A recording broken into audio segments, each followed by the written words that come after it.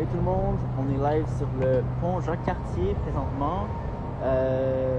J'imagine qu'il y a des questions sur pourquoi on a fait ça, qu'est-ce qui justifie ce genre d'action-là, pourquoi on fait chez le peuple ce matin. Pour être bien honnête, j'avais vraiment pas le goût de faire chez le peuple ce matin. Dans les faits, la réalité c'est que si c'est pas moi, c'est des inondations, c'est des feux de forêt, c'est le fait que notre système en place s'effondre devant nos yeux et qu'il n'y a pas grand-chose qui est fondamentalement en train d'être réfléchi de la part de nos sociétés. Et donc, en fait, ce qu'on voit, c'est que des gens qui, pour être bien honnête, auraient vraiment le goût de faire n'importe quoi d'autre que ça, finissent par être obligés de faire ce genre d'action-là parce que c'est nécessaire que les pouvoirs en place soient en mesure de réagir à ça, en fait, de démontrer, en fait, que ça fonctionne juste pas, comment ça fonctionne en ce moment, et qu'on se doit de mettre de l'avant, en fait, cette absurdité-là. Ce qu'on voit en ce moment aussi, c'est qu'on est entouré par 8 policiers, policières, grimpeuses, j'assume. Et que c'est ça, on sait pas trop à quoi ça va ressembler dans les prochaines minutes, dans les prochaines heures. Mais ce qu'on sait, c'est qu'en fait, on a réussi en fait, à grimper, à faire ce qu'on avait à faire. On est là aujourd'hui parce que notre gouvernement a même pas le moindre plan par rapport à quoi faire pour tout ce qui est inondation, feux de forêt. On l'a vu avec Jasper l'année passée, cet été. On l'a vu avec les feux de forêt les plus intenses de l'histoire du Canada il y a maintenant 1 an et demi, 1 an et 3 mois. On l'a vu avec 1 milliard de dollars de dommages qui a été fait par les inondations en Toronto. Et notre gouvernement qui fait juste encaisser, en fait, qui espère que ces choses-là arrivent de moins en moins, alors que la science nous répète que ça va arriver de plus en plus. Et donc, c'est cette espèce de dissonance-là entre un peu l'inactivité gouvernementale, la négligence gouvernementale et, en fait, la réalité de ces catastrophes-là qui ne font que grandir, qui ne font qu'augmenter. Ça devient un point où si être un bon citoyen, ça demande de ne pas faire ça. Si un bon citoyen, ça demande en fait, que je fasse pas ce qui est nécessaire pour la protection de mes neveux, pour la protection de ma famille. Dans ce cas-là, je refuse en fait ce badge-là de bon citoyen. Si c'est ça que vous voulez dire par bon citoyen, ce sera juste pas moi, parce que je préfère être un bon oncle qu'un bon citoyen.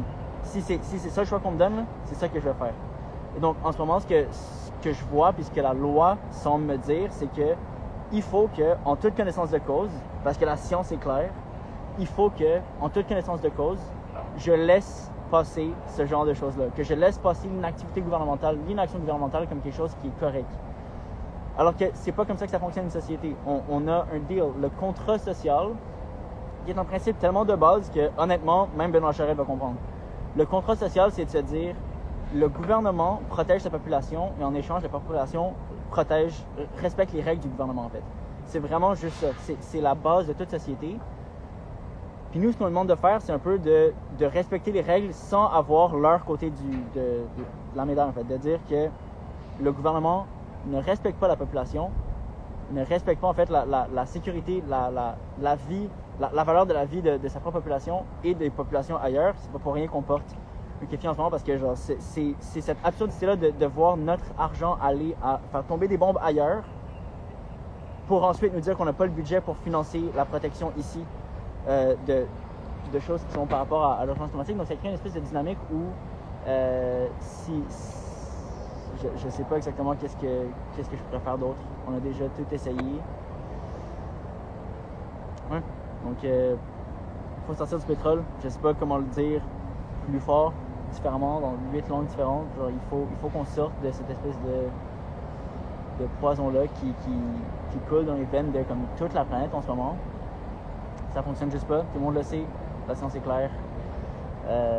En fait, sous nos veines, genre sous nos pieds en ce moment, tu sais, on a le fleuve.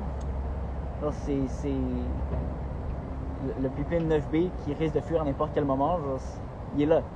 C'est cette eau-là qui serait polluée, c'est cette eau-là qui serait rendue inaccessible, qu'on serait même plus en mesure de puiser quoi que ce soit. Donc ça crée une espèce de je sais pas, il y a quelque chose de quand même étrange à être ici en ce moment. Puis à pouvoir regarder tout ça de beaucoup plus haut, en fait, ça crée une espèce de, je sais pas, vraiment de relativiser un peu sur l'importance de ce qu'on fait. Je sais pas.